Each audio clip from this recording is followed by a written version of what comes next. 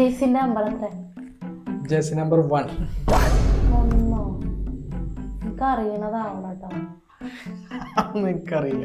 എനിക്കറിയണേ. എന്തായാലും ജാറി അറിയാത്ത പിന്നെ ഞാൻ അങ്ങനെ പറയാം. കളിക്കാരനെ ജാറി പേരറിയൊന്നും അറിയില്ല. കളിക്കാരനെ എന്താ ജേഴ്സി നമ്പർ എത്ര?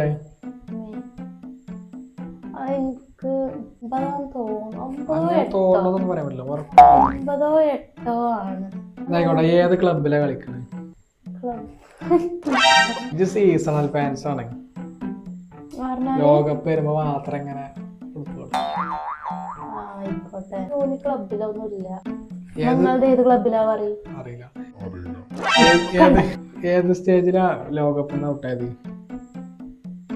അതും അറിയില്ല. പിന്നെ ലാസ്റ്റ് പറഞ്ഞത് ഫൈനലിൽ ഔട്ടായി. നിങ്ങളതോ? ഇന്റത് ക്വാർട്ടറില്, പ്രീ ക്വാർട്ടറില്. ഏതാ ടീം? ഏതാ ടീം? എന്റേത് അർജന്റീനയിലല്ലേ.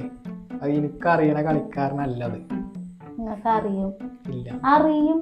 അൽവാരസ്. കാരണം അറിയും. കാരണം നിങ്ങള് നല്ലോണം ബ്രസീൽ കഷ്ടപ്പെട്ടിരിക്കണം. ഓക്കെ, അപ്പൊ വെറുതെ അല്ലേ?